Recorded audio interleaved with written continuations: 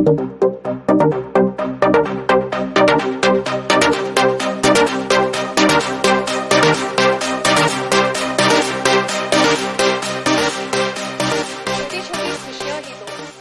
सहारा बनती है। ख्वाहिशों का क्या है, वो तो पल पल बदलती है, लेकिन ये ख्वाहिशें पाना ही कभी कभी वो छोटी छोटी खुशियां बन जाती हैं। Well, India is becoming the world's fastest growing startup tech ecosystem with 100 plus unicorn startups as of 2022. In fact, India became the world's third largest startup economy after crossing the 100 unicorn mark, ranked after US with 600 plus unicorn startups and China with 300 plus. Now, speaking of choti khwahishein, small desires, our next choti khwahish is to disrupt Bharat in another way. And perhaps to do that, we can take insights from the Unicorn Playbook. Ladies and gentlemen, it's now time that I lead you on to our next discussion on disrupting Bharat, insights from Unicorn Playbook. And to do the honors on this panel, may I please welcome on the dais Mr. Vishesh Khurana, founder, Shiprocket, Mr. Sourjyendu Medda, founder, Dealshare, Mr. Kanav Hasija, co-founder and CPO, Innovaccer, and our moderator, DNV Kumara Guru, director, External Relations, ISB. Yes, please go ahead and please give the panel a loud round of applause. Loud should mean loud, right? Over to you, sir. Over to you.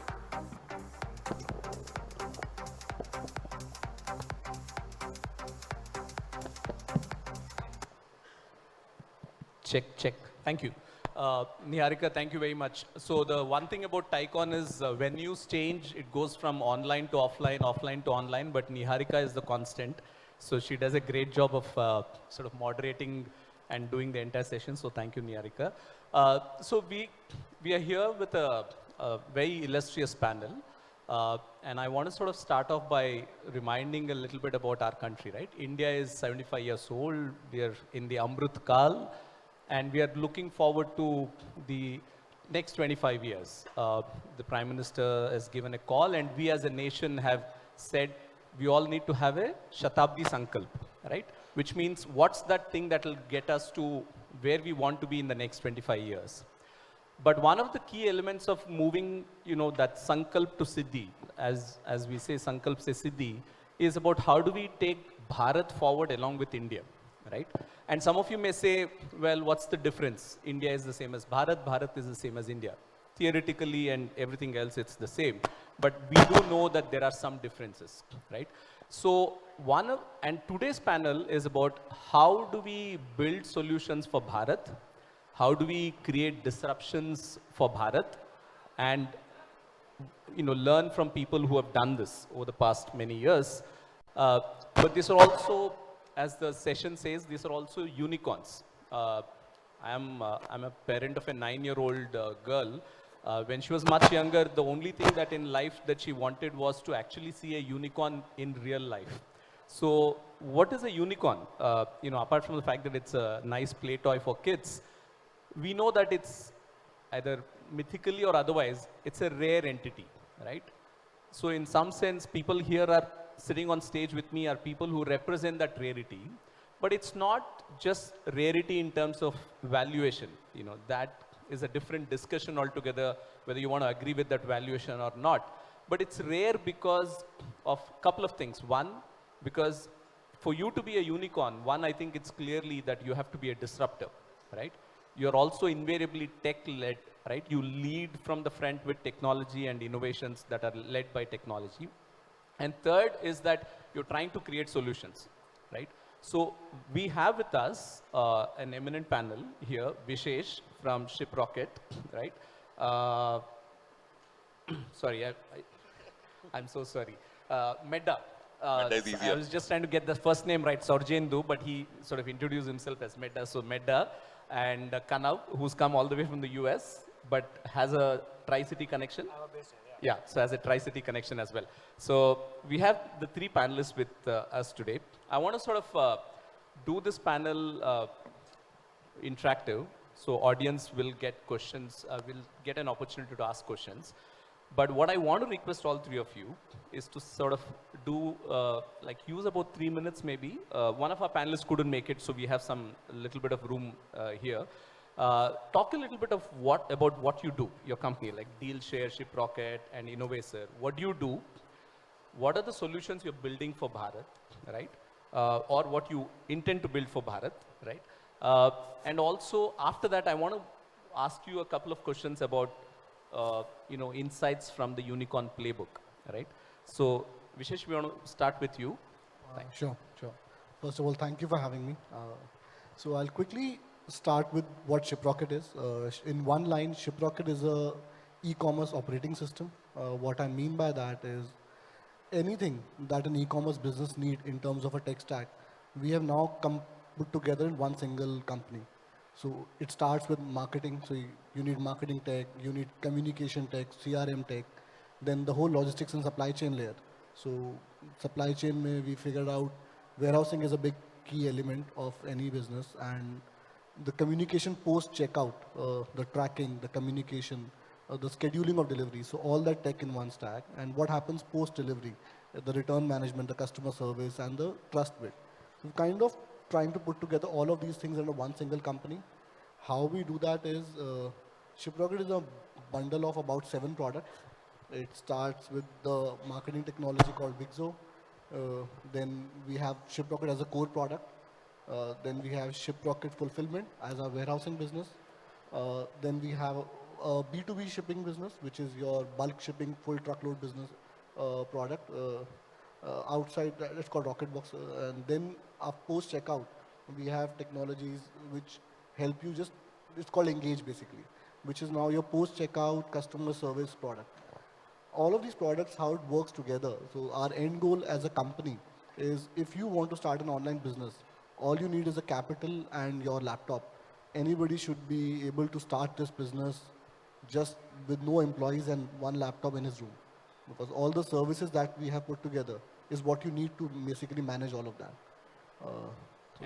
And you take care of all the other services. Absolutely. So from your marketing to your warehousing to your return management, your customer service, your call center to that extent. So everything that you need as back office operations to run that e-commerce business, even to the extent of helping you get your products manufactured. So if I can explain you in the journey of an e-commerce business, what happens? Your products get manufactured from a manufacturer, come to Shiprocket warehouse, then you have your Shopify website or any other platform that you use. Once you get an order, it automatically starts showing up in Shiprocket panel. It can now, from my warehouse, be picked, packed, and from there we will fulfill it. When it's on its way to the customer, all the communication that goes around, the tracking, where is your order, the SMS, the WhatsApp, any kind of communication, and even if customer wants to schedule his delivery, those can happen through this platform. Once it is delivered, if he wants to now contact you back again for any kind of issue, now he can again, it goes through me. You can schedule returns, you can replacement kind of things, again done from my warehouse. And so this is your entire back office, right? You don't ever see your product as a owner of that business, right? All the back office can just happen through us. That's what it looks like in the Shiprocket system. So, and before I move to Medda, one of the things is in terms of what percentage of business comes from tier 1, tier 2 cities and others? I mean, I know in your case it's mostly tier 2, tier 3 cities. Is that correct? It's a well spread, but tier 2s, yes. Tier 1 is, while it's a well spread out. I was asked this question last time also, so I actually this time went back and told my team to get me this data more accurately. So now I have it accurately. About 40% is tier 1. Okay. And then another 40% is, let's say, tier 2 and 3 spread out. And then a balance is about the rurals and the very long post tier 3 also, as we call that. And you have a conscious sort of focus on trying to increase that spread in the areas which is not currently served well? So as Shiprocket, we do not control orders, right? So demand is not being generated by us. Sure. We are servicing that demand, but the good part about this data is that there is demand coming from all parts of India. Got it. Medda, now I'll come to you. But before you start introducing Dealshare, you also have to tell what is the meaning of the name Sourjyendu, right? Which is your first name. You have to believe it. You have to believe what I say. I will completely believe what you say. It means solar system. Solar system. So good. So there you go, the entire solar system in one person. Yeah, that's But also tell us about Dealshare. We were talking earlier in the lounge, but I think in terms of your current plans, but also, what you do. And also at some stage, I know you spoke about the market conditions and therefore your expansion will sort of be a little more spaced out. But also that was something that we would love to hear from you as well. Briefly about the introduction of the company. I run a company called Dealshare, and it's essentially a social commerce company. Now, what we mean by social commerce is basically it's an e-commerce company, but we deploy social marketing modes rather than classical marketing modes, which reduces the customer acquisition cost and reacquisition cost dramatically. Because consumers are bringing consumers rather than we doing a lot of Facebook ads or Google ads or even above the line communication and so on. So that's one part of the differentiation that we do. On the other side, we serve Bharat and not India, so like you started with. So our consumers are the middle India and low income population, and not really people like us who are anyways well served and pampered by lot more other e-commerce players. So we strive to serve the population which earns less than 1 lakh a month. The real median is a 50,000 rupees household income per month. So that's where our median income is. These are people who have been going primarily to Kiranas, and we are amongst the very few who are trying to organize this retail in India. Essentially, most of the organization has happened at the upper tier population, but we are trying to organize this. And we are also basically providing the same service to Kiranas itself. So it's Kirana going consumers and Kiranas both. So that's the second part of the differentiation. The third part is essentially we actually promote more of SME products. So while we are in the grocery and essential space, so it's not long tail for us. We basically operate in the grocery and essential categories. But in the same categories, while most other organized retailers are heavy on top brands, we promote the SMEs, the local manufacturers or small manufacturers who produce high quality products, but they don't know how to sell or market their product as much as big brands do. And on top of that, we have also started private labels.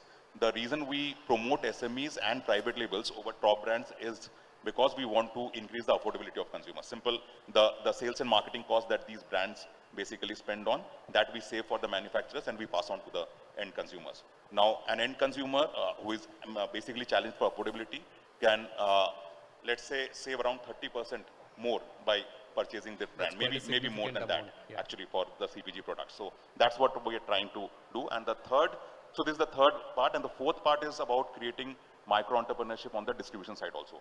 So while we manage our warehouses, the last mile is done by a network of micro-entrepreneurs whom we call Dost, which we have created across the various locations that we operate. So these are like individual sort of they belong to the localities or they belong to the small towns which we operate in. Yeah. So if it is a large town, we'll give the whole locality to the micro-entrepreneur to serve, and they will pick up from our warehouses and serve the locality because they know the locality really well than what our fleet can do.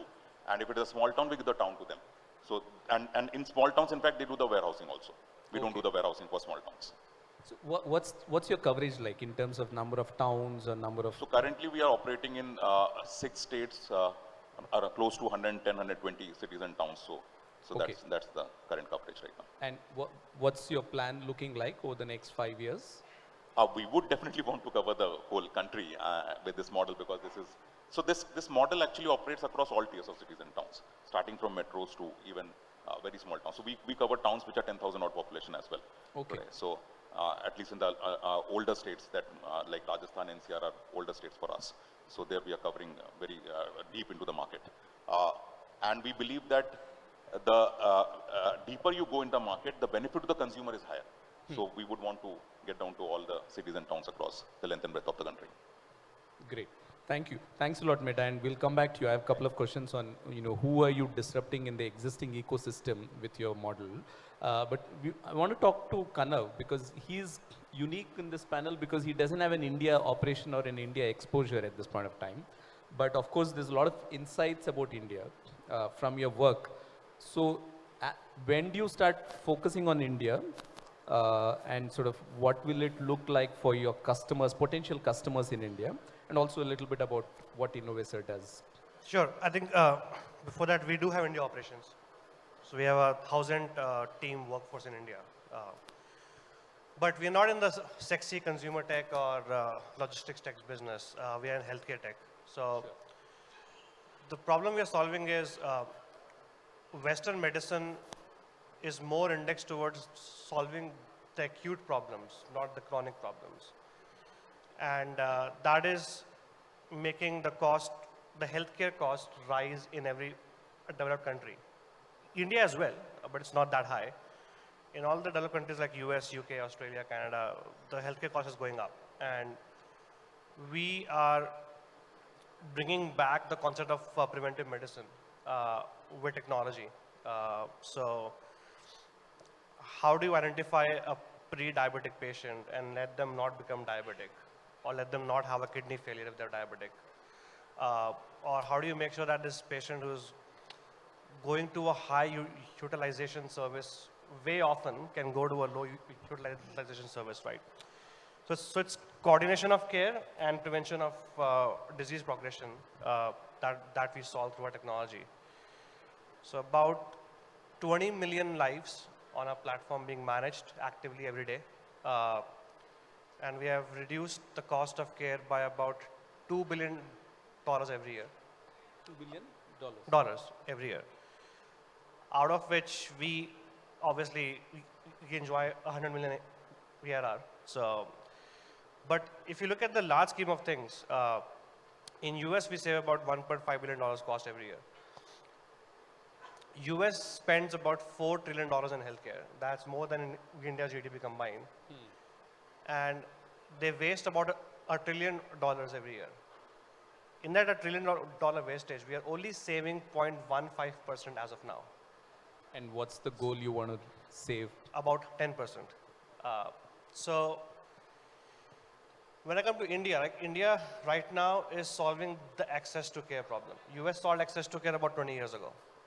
So every small city and town in US has a rural hospital, which India is trying to solve right now.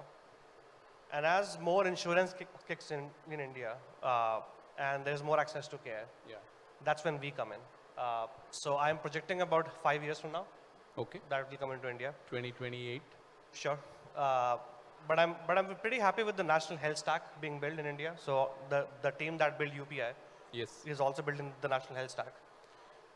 So soon medical records will be available through digital stack, which will help us spearhead our technology pretty fast into India. So apart from US, are you doing it in any other country right now? If so, yeah, so we are expanding into UK and Middle East as of now. So the expansion is going to happen probably end of this year. Great. So this is a very interesting thing. So there's health, there's sort of SME, there's this, I mean, large thing about, you know, have an idea and money and we'll provide everything else for you kind of this thing. You know, this session is also about the unicorn playbook. Now I'm keen to know, is there a playbook hidden somewhere that if you follow that playbook, you can become a unicorn? Or is it a playbook that you get it after you get the status of a unicorn? I mean, we know the answer to it, but I'm just curious to know, what are those things from the playbook that you guys would like to share with us in the audience here at TiECon? Because, you know, in a couple of years, someone here in the audience will be on stage, you know, and that's our hope. You know, someone from in the audience will be here on stage in a couple of years sharing your insights as a unicorn to the audience then. So, Kanav, can we start with you in terms of, you know, if you want to share a couple of insights from your playbook? I think first, let me address the controversial question first, which is, unicorn is not what you want to we aspire towards. That's a tag given to us by the VC community. Yeah. We don't aim to be unicorns per se. But I think the question is, how do you become a big and reliable business that can scale? Valuable, yeah. I think in my world of enterprise SaaS, which is a slightly different world, I would say, be honest to yourself that do you understand customers' problems? In enterprise SaaS world, you can be very superficial in knowing customer problems and you have no idea what's happening. And are you really solving that problem or not? So my playbook was when I got my first customer in the US, it was in a small state called Iowa where no one goes. it's only farming corns and whatnot. And a hospital there, which was our first customer. I camped there for 3 months. So much so that one night at 4 a.m., I was in the office and the lights were on. And the police came and they're like, why is the lights on in the hospital, in that administrative area? And I had to tell them that I'm working here. Yeah. So I think camping at customer locations and knowing what the customer really needs in enterprise SaaS, being truly honest to yourself about that is the most important thing. I think the second thing which we all, I'm sure, have committed mistakes and failed, and you all will commit the same mistakes even if it tell you not to, but which has to be solved is build a strong team. Hire people who are smarter than you, because you cannot be smart in all things, in all dimensions. Right? Fair enough. That's a very, very candid sort of feedback. Medda? Yeah, let me first start with a lighter note, because you started saying that you have a kid, 9-year-old, who loves unicorns. So I have 2 young daughters, 9 and 6, again, who love unicorns crazily. Have no idea that their dad is running a unicorn. So that's very important, that they should not have any idea. But on a serious note, I think, what you also touched upon, first of all, it is very important to know that you are not running to become a unicorn. You are running to basically create a large, valuable organization which has some cause. Now, large organizations are made when there is a large social cause behind it, or some large cause has to basically be behind creating a large and valuable organization. So that's first. So that ingredient or the idea has to be really that much for you to become let's say, a unicorn and later a decacorn and so on. So these are all tags that come on the space. Now, he also said, it is also very important to be very close to consumer pain points and consumer solutioning. So when you are going behind this cause, you have to go deep into the problem solving also. Now, if you are not solving problems for the market or for the consumers, then you are not creating value. Me Too will never create a large value. So you have to always keep in your mind that you are picking first the right problems, which are problems for a large TAM, and then you are going behind problem solving. So that's the second part, very important. Third, consumer empathy. There's nothing which goes beyond that. So you have to have, as the founder, you have to be constantly behind solving for consumer and have consumer empathy. And lastly, like he again touched, so team is very important. You need to have a solid team. You need to have complementary skills even within the founders first. So you first choose your co-founders in a manner that they are complementary in skills, and then you fill your next level in a manner that it becomes a solid team altogether. Great, thank you very much. Vishesh? So actually, I will start with one thing about the word unicorn, right? I actually hate that word, and I'll voice it out why. There's a reason around it. Because what it does to the ecosystem, and I've seen that now happening a lot, is people are now started taking that as a milestone, which isn't. Problem with the word unicorn is founders have started, because it's now a renowned milestone for the industry point of view, so people are starting aspiring to hit that milestone before they hit all the other milestones that are needed. And what is happening is profitability has gone out. While I agree with the point that solve real problems, find good problems, and all of those things. But while if you're solving real problems with burning $100 million, you're actually creating one for yourself. So it's good to solve problems, but make sure you're solving it while being effective as a business and also your own survivability. And the other problem is once you hit that milestone, because in your head it's a milestone, you suddenly start feeling you are successful because someone treats you like one. A lot of ecosystems start treating you like one. But the reality is the business, no matter it's unicorn or not, it's still not done. You are still in a position where you might not survive. It's not a successful place to be at all. So one about that. So clearly there is no playbook. There shouldn't be one. I think the celebrating milestone should be celebrate your green balance sheet once you hit that. And just continue doing that. So it's a healthy mix of one, running that fundamentally strong, sustainable business. While the valuations can come and go, but always make sure if you are green, you'll always survive at least. And the playbook is, of course, build it right in terms of unit economics. So while you are solving real problems, if you have solved for both, you have now built a generational business which you can pass it on, not just sell it out after 7 years and say, I'm rich. Yeah, Got it. one single statement. Excellent. So, I'll just sure, Kanav. add to his point. I think having this platform, there are two terms that were marketed heavily by the venture capital community of the US to the whole world, which we have to unlearn now. Okay. The first word was burn. Burn is a sexy word for loss.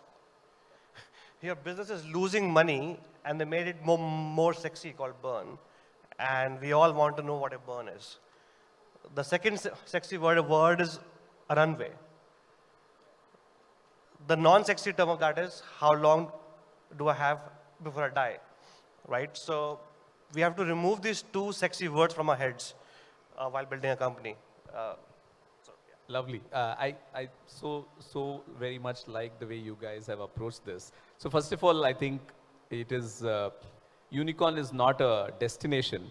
It's someone else's label that should not, either to those of us in the room who want to be entrepreneurs or are currently entrepreneurs aspiring to get to that stage, that should not be the goal for us. Our goal is and should be, as Vishesh articulated, to build a sustainable business, right?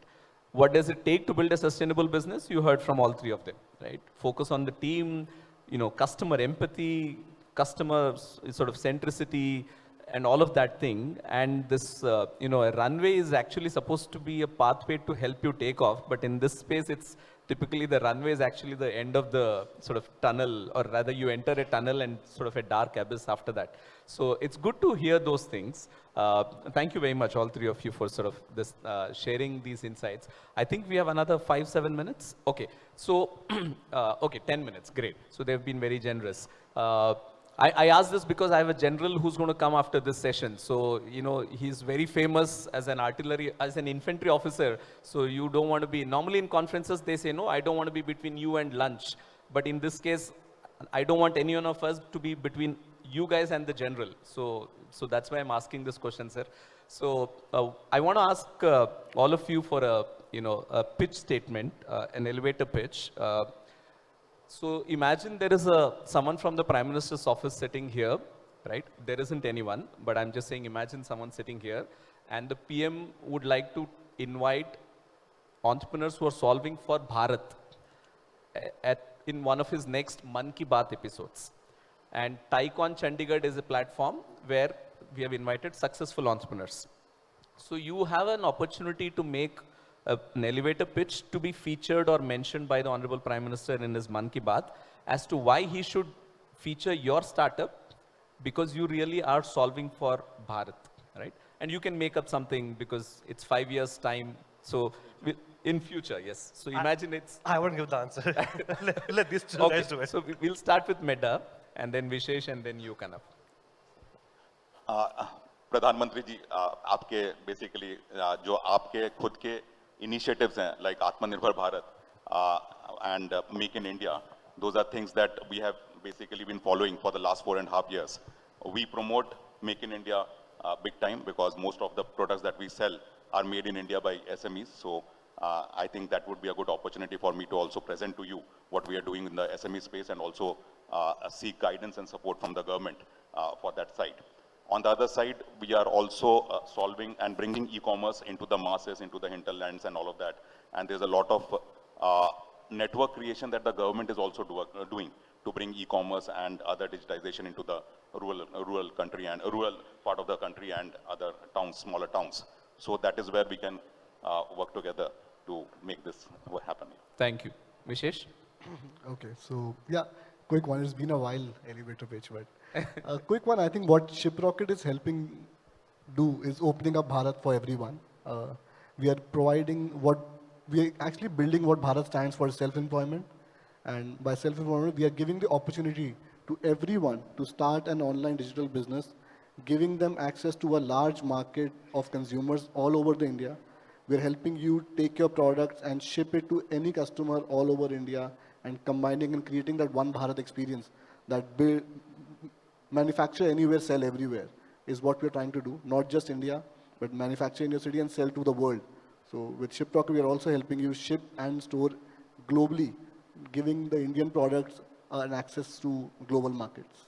Great, thank you. Before I ask Kanav, if anybody in the audience wants to ask questions, it's your time now to sort of stand and raise your hands. We'll take 2 questions. Kanav? Well, I'll just tell him that every country that became rich and then became old in population spend about 2 to 3% of their GDP every year doing wrong things to fix healthcare. And now we are helping them undo it. So if India does not want to do the same mistake in the next 5 to 10 years when India becomes more rich and more old, use us. So. Great. So you have clear sort of pitches, from each one of you. We'll now take questions from the audience, if there are any. Okay, there's one here at the center. Why don't you stand up, please, so that can someone get the mic across, please? Yeah, there's a mic to your right side coming. If you can just quickly. Good morning, sir. So I have a question from Kanav, sir. Close. Yeah, hold your mic close to the mouth. Yeah, go ahead. So, sir, you have said about the 2 words, burn and run away. So, can you please share with us with an example what you want to say regarding these 2 words? Yeah. I'll give you an example of my own case, right? Up till 3 or 4 years ago, the valuation of a company was not set on what the company is doing. The valuation of company was set on, sorry. हाँ बिल्कुल बिल्कुल. तो देखो company की value company के unit economics पे set नहीं होती थी. कंपनी की वैल्यू सेट होती थी कि कितना पैसा तुमको डुबाना है अगले 5 साल तक ग्रो करने के लिए, हम तुमको उतने पैसे देंगे और हम कंपनी का 20% लेंगे.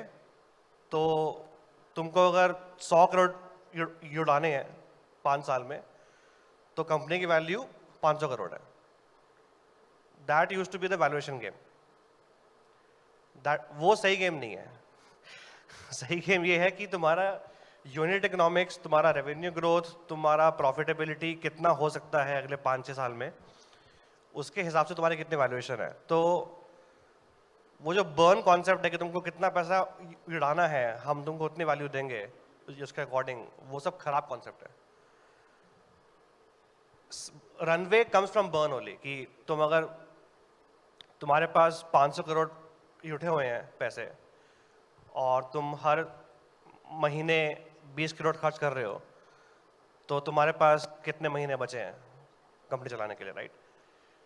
तो फाउंडर्स क्या करते थे कि 4 साल बचे हैं, बर्न करते जाओ, right? A better way is कि यार तुम्हारा अगर बिजनेस यूनिट इकोनॉमिक वाइज सही है, तुम सिर्फ बर्न कर रहे हो ग्रोथ के लिए, बट इवेंचुअली ग्रोथ थोड़ी स्लो होगी, और जब इवेंचुअली ग्रोथ थोड़ी स्लो होगी तो प्रॉफिटेबिलिटी आएगी. उस पर ध्यान दो कि अगर तुम हर साल डबल कर रहे हो या ट्रिपल कर रहे हो अपना रेवेन्यू, तो you might be burning. But अगर तुम हर साल 50% ग्रो कर रहे हो और तुम तब भी प्रॉफिटेबल नहीं हो, then you are doing something wrong. Yeah. Right? Absolutely. Thank you, Kanav. One more question is here.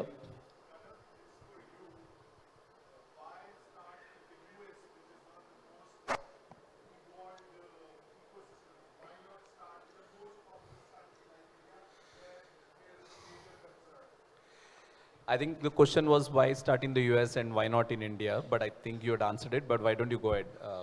See, my story was that 2014 we realized that the big macro trend was that cost of storing data on a digital medium like hard drive की cost हर साल कम हो रही थी.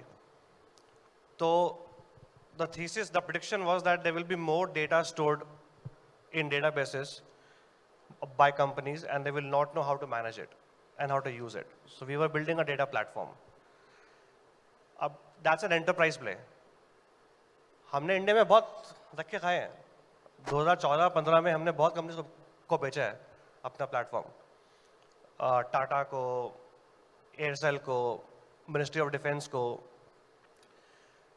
But यार enterprise में India में उस time पे पैसे नहीं मिलते थे. सब काम कर लिया, सब प्लेटफॉर्म डिप्लॉय हो गया. बोले इनवॉइस दिया तो बोले कहाँ, कौन सा पैसा, कैसा पैसा.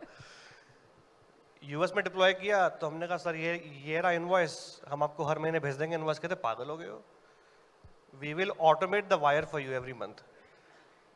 तो enterprise business in India is not ready, was at least not ready in 2014. It's still not there, but वो भी आ रहा है. Although India is the hotbed for consumer businesses today because 140 million people have been removed from poverty into the middle class, and the middle class is becoming very rich. So if I have to do something in consumer down the road, I will move back to India in a heartbeat. Great. I now know that the organizers have started looking towards me, which means it's time for me to wrap it up. Conversations such as this can go on because there is always, willing people here and a lot of insights to gain. And it's my job as a moderator to sort of call time, and which I'll be doing now. I want to thank Vishesh, Medda, and Kanav, all three of you, for one, coming here, for two, sort of being very generous with your insights, for not sort of couching it or shielding it, for being sort of brutally honest and frank, which is what we expect in platforms like Tycon, because we want this to be a learning environment. So I want to thank all of you. And I think if we were to talk about Bharat, and again, India or Bharat is a, we spoke about it earlier, it can mean the same thing, it can still be different things. But what is important is for all of us to invest in taking everybody along. I think that's the key, and trying to find solutions or solve problems for that person in that remote part of the country who otherwise, simply because of a genetic lottery, has taken birth in some place and therefore hasn't had access to some of the things that we all have privileged, sort of in some sense, just because we are in Chandigarh or Bangalore or Mumbai or whatever. I think that is the problem that a lot of them are trying to solve. Thank you very much for what you're doing. And please continue the good work, and please keep coming back to Tycon Chandigarh. Thank you all for being a wonderful audience. Thank you. Thanks, Guru. Thank you.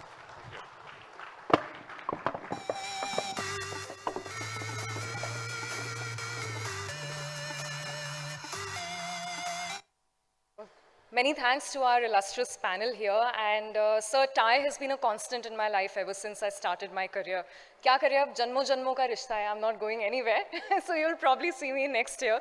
But on that note, everything sparkles with unicorns around, whether in fantasy or in reality.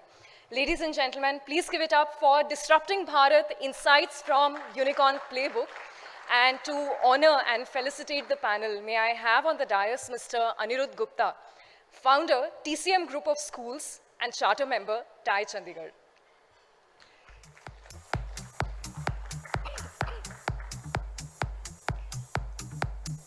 Ladies and gentlemen, first up we have Mr. Vishesh Khurana, Founder, Shiprocket.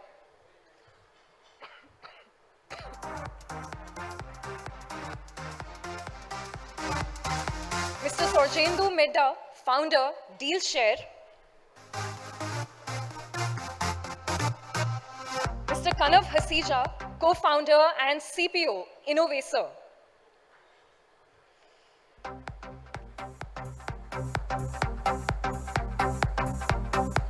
And our moderator, Mr. DNV Kumara Guru, Senior Director, Advancement, Alumni Engagement and External Relations, Indian School of Business.